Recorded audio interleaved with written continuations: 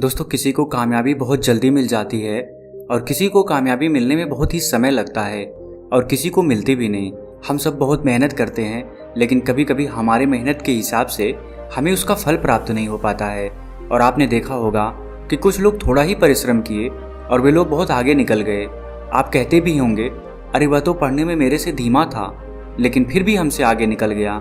आप जो सोच रहे हैं वह चीज़ आपके हिसाब से नहीं हो रही है और बार बार असफलता का मुंह ही देखना पड़ रहा है। और अंत में खुद को आप लाचार पा रहे हैं, खुद को कमज़ोर पा रहे हैं। कई बार होता है कि हम सब इतने असफल हो जाते हैं कि फिर हमारा मन टूट जाता है। हम खुद को बहुत ही कमज़ोर और हारा हुआ महसूस करने लग जाते हैं और बहुत निराशा भी होती है। और निराशा क्यों ना हो, दुखी क्यों ना हो हम, क्योंकि हमने तो बहुत परिश्रम किया था, जितना हमसे होना चाहिए था उतना किया था, लेकिन मुझे उस परिश्रम के हिसाब से उसका फल नहीं मिल पाया और एक बार फिर असफलता का मुंह देखना पड़ा। दोस्तों, अगर यह सारी सिचुएशन, यह सारी समस्याएं आपके भी जीवन में घटित हो रही हैं या ना भी घटित हो रही हैं, तो भी आप इस वीडियो को छोड़कर कहीं ना जाइएगा, क्योंकि कुछ ऐसी बातें आपको पता चलेंगी जो कि शायद आप इससे पहले कहीं सुने हों। जो बातें मैं आपको बताने वाला हूँ वह सारी बातें आपको इन सभी मुश्किलों से बाहर निकाल लेंगी। जैसे आज के समय में स्कूल है, वैसे ही पुराने समय में आश्रम हुआ करते थे।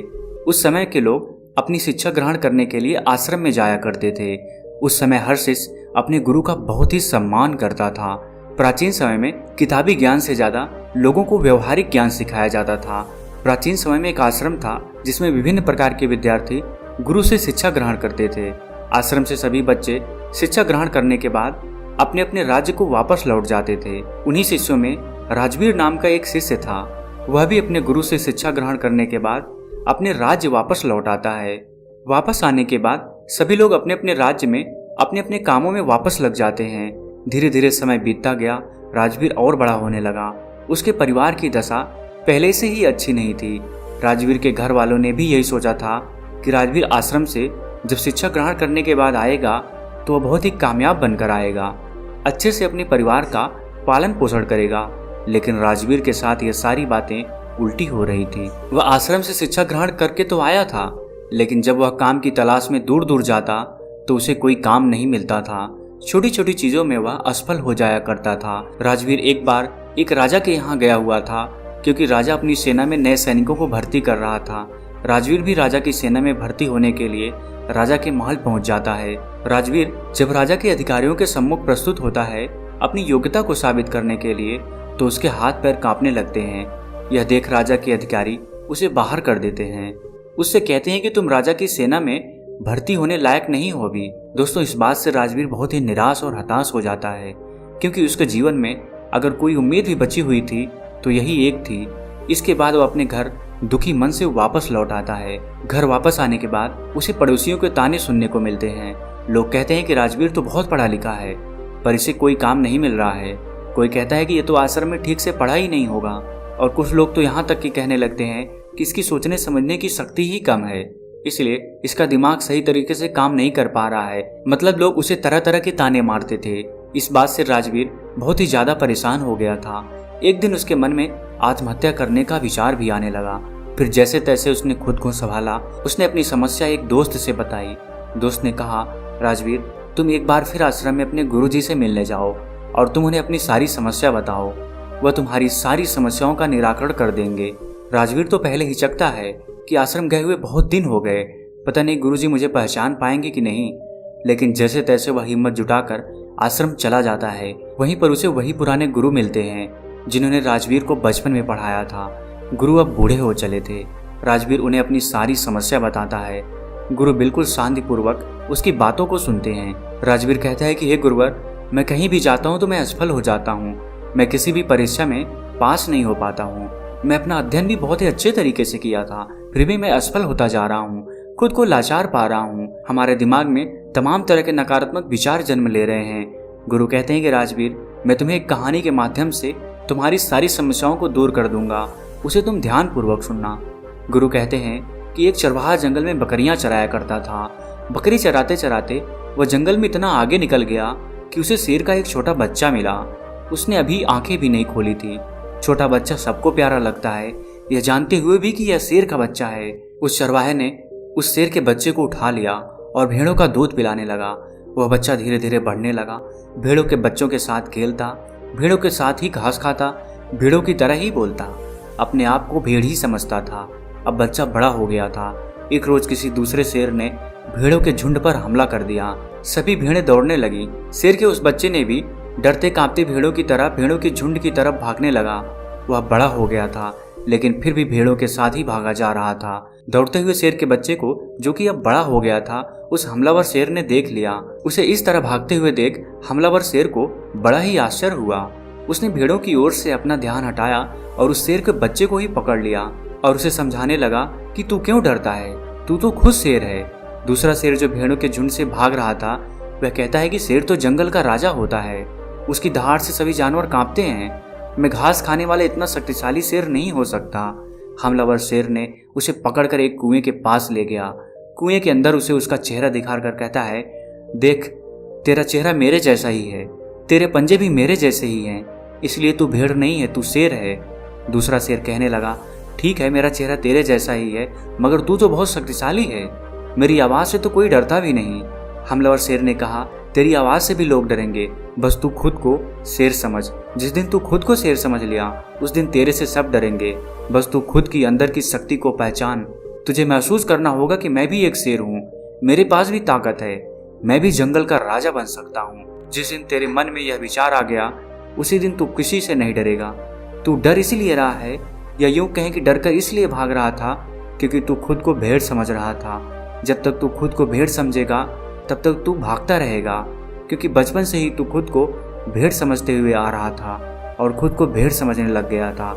इसलिए तू डर के भाग रहा था, क्योंकि बचपन से ही लोगों ने तुझे भेड़ ही समझा है। किसी ने तुझे शेर कहकर पुकारा ही नहीं, इसलिए तू खुद को भेड़ समझने लगा। गुरु ने कहा, राजवीर, तुम्हारी भी जिंदगी में यही हो रहा है। तुम्हारे पास सारी योग्यताएं हैं, लेकिन तुम भी खुद को भेड़ ही समझ रहे हो। इसका सबसे बड़ा कारण यह है कि कोई तुम्हें प्रोत्साहित नहीं कर रहा है कि तुम भी कर सकते हो।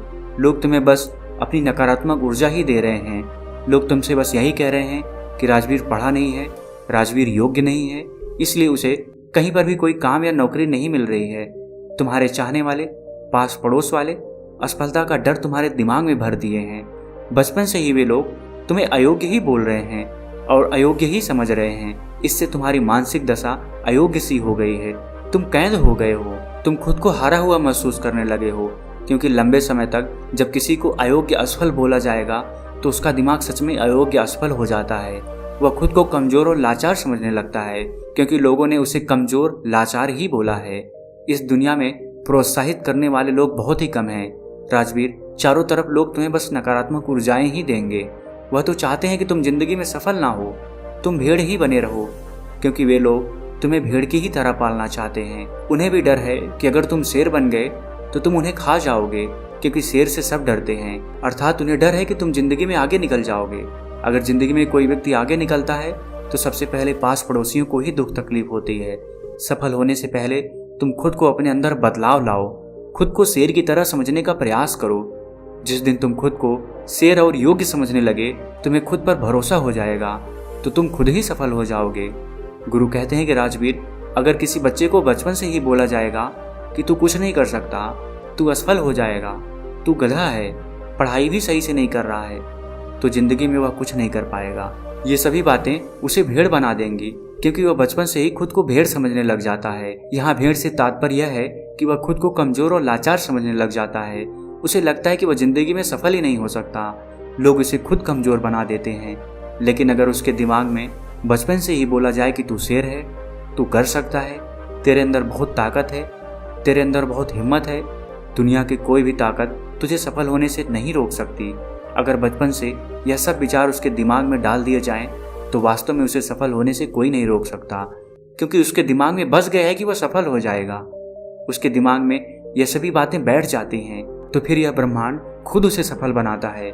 बच्चा जब 7 साल का होता है तो लोग जो भी बोलते हैं, उसके इर्द गिर्द क्या चल रहा है, वह यह सब बातें बहुत ही अच्छे से सुनता है और समझता भी है। गुरु कहते हैं कि अगर उस 7 साल के बच्चे के अंदर अच्छे विचार, अच्छी सोच और उसके बारे में अच्छा बोला जाए, उससे अच्छा कहा जाए कि तू सब कुछ कर सकता है, तेरे में बहुत हिम्मत है, और सभी सकारात्मक विचार उसके दिमाग में डाल दिए जाएं, तो उसके दिमाग की क्षमता बढ़ने लगती है, उसकी सोचने समझने की शक्ति बढ़ने लगती है और ऐसे बच्चे आगे चलकर अपने जीवन में जरूर सफल होते हैं। कोई भी बच्चा कितना भी गधा क्यों ना हो, हमें उसे कभी भी गधा या कमजोर नहीं बोलना चाहिए।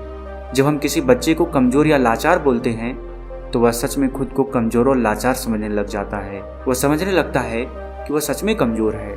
उसका दिमाग खुद को कमजोर समझने लगता है।